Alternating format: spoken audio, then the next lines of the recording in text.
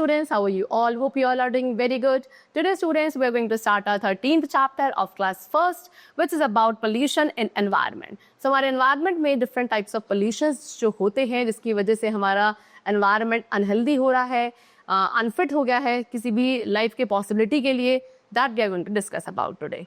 So number one topic is environmental pollution. What is it? The things that surround us make our environment. It has plant, animal and human beings as living component. It also has non-living components like air, water and soil. So student, वो सारी चीज़ें जो हमारे surrounding में present हैं वो सभी मिलकर हमारा एनवायरनमेंट बनाती हैं. एनवायरनमेंट के अंदर कुछ लिविंग थिंग्स हैं जैसे कि plants, animal, human beings and बाकी बहुत सारे exterior like air, water, soil, ये सभी क्या है हमारे एनवायरनमेंट के नॉन लिविंग कॉम्पोनेंट्स हैं. So living and non living component से मिलकर हमारा एनवायरनमेंट बनता है. ठीक है. Now next topic is polluted air. What is it? See, dirty air is for polluted air. Sometimes air becomes unfit for us due to smoke of car, buses, factories, scooter and burning of leaves, etc. So जो dirty air होती है, जो air साफ नहीं है उसको polluted air कहा जाता है. कभी कभी जो है air हमारे लिए unfit हो जाती है. Why?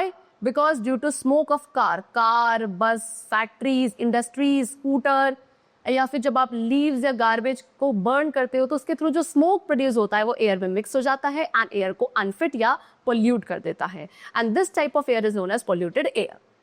Next is polluted water. Dirty water is for polluted water. अब ऐसा पानी जो डर्टी है, गंदा है, वो पोल्यूटेड वाटर होगा, right? Water becomes unfit and dirty due to human activities like throwing garbage, factory waste in water, animals bathing in water bodies, etc.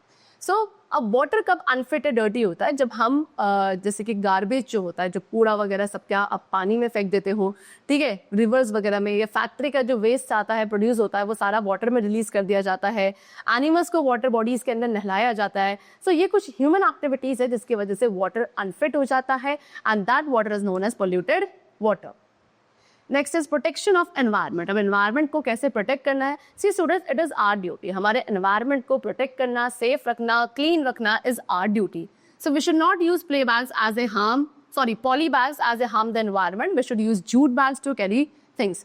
सो अब उसके लिए हम अपनी तरफ से क्या मेजर्स ले सकते हैं अपने एनवायरनमेंट को क्लीन रखने के लिए? नंबर वन, कि हमें कभी भी पॉली बैग्स, जो पॉलीथीन बैग्स होते हैं, उन्हें यूज नहीं करना है बिकॉज वो हमारे एनवायरनमेंट को हार्म करते हैं. आप उसकी जगह क्लॉथ बैग, पेपर बैग या फिर आप जूट बैग्स का भी यूज कर सकते हैं, राइट, चीज़ों को कैरी करने के लिए. We should throw our waste in dustbin. जो भी वेस्ट प्रोड्यूस हो रहा है, गार्बेज है, उसे हमेशा डस्टबिन में ही थ्रो करना चाहिए. We should plant more trees in our neighbourhood as they give us oxygen and fresh air. And हमें अपने आसपास क्या जितना हो सके उतने ज़्यादा ट्रीज को प्लांट करना चाहिए बिकॉज प्लांट्स हमें oxygen and fresh air provide करते हैं. Okay, so the chapter is completed. That's all for today and I hope it was very clear to you. We'll meet you very soon and then take care and thanks to everyone.